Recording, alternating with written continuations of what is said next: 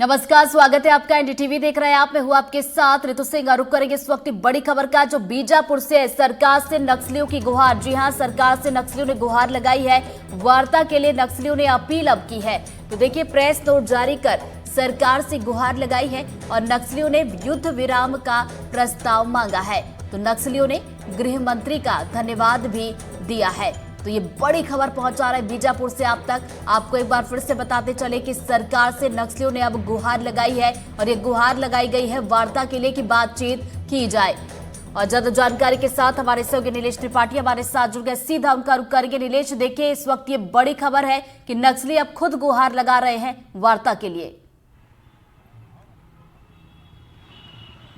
बिल्कुल, देखिए, ये जो पत्र है वो एक पिछले 15-20 दिनों में तीसरा पत्र है जो नक्सल संगठन की ओर से जारी किया गया है ऋतु। और इसमें भी वही बात है कि युद्ध विराम किया जाए और उसके बाद इस पर जो समस्या का समाधान क्या हो सकता है उस दिशा में बातचीत की जाए, यानी कि शांति वार्ता को लेकर एक और पत्र जो है जारी कर दिया गया है। लेकिन सबसे बड़ा सवाल यही है कि जब भी नक्सल संगठन की ओर से भी पत्र जारी किया जाता है या फिर सरकार की ओर से कोई पहल या संकेत दिए जाते हैं, दोनों ही ओर से एक कोई ना कोई ऐसी बात रहती है जो कि जिस पर अमल कर पाना एक शुरुआती दौर में संभव नज़र नहीं आता। जैसे कि इस पत्र में भी एक मांग की गई है कि 1 महीने के लिए युद्ध विराम की बात कही गई है। पहली बात तो ये कि युद्ध जैसा माहौल नहीं है। युद्ध शब्द का उपयोग करना ही अपने आप में भारत के अंदर अगर कोई स्थिति बन रही है और युद्ध जैसा शब्द यूज हो रहा है तो वो अपने आप में एक आपत्तिजनक है।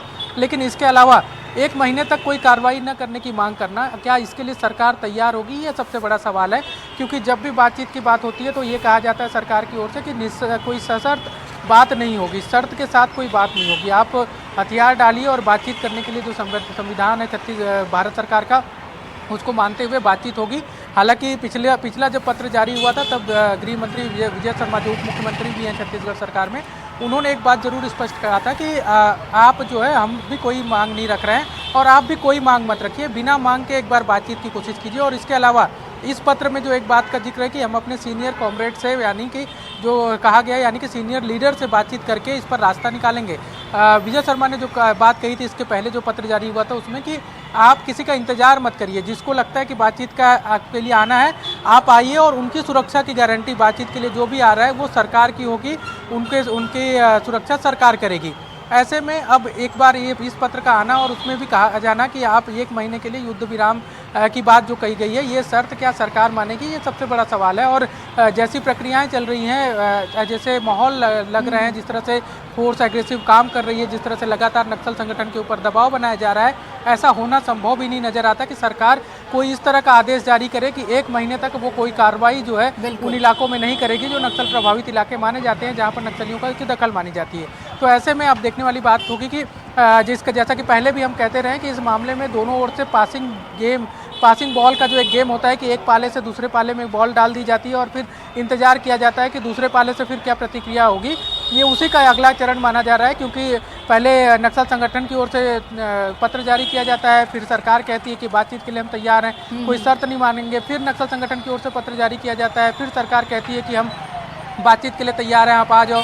अब नक्सल संगठन की बारी थी कि वो जवाब दे, तो उनकी तरफ से एक और जवाब आ गया और कहा जा रहा है कि हम भी शांति वार्ता के लिए पहल करना चाहते हैं, लेकिन आप 1 महीने तक कोई कार्रवाई ना करो। अब सरकार की बारी है कि सरकार का क्या जवाब होता है। तो एक तरह से पासिंग बॉल का जो गेम होता है उसी का एक अगला चरण देखने को मिल रहा है कि एक के बाद एक के पाले में गेंद डालने की कोशिश की जा रही है। अब गेंद जो है सरकार के पाले में डाल दी गई है नक्सल संगठन की ओर से। अब देखना होगा कि सरकार की इसमें क्या प्रतिक्रिया आती है। ऋतु, बिल्कुल, ये देखने वाली बात होगी कि देखिए, उनकी तरफ से तो प्रेस नोट जारी किया गया, लेकिन सरकार इस पर क्या कुछ जवाब देती है।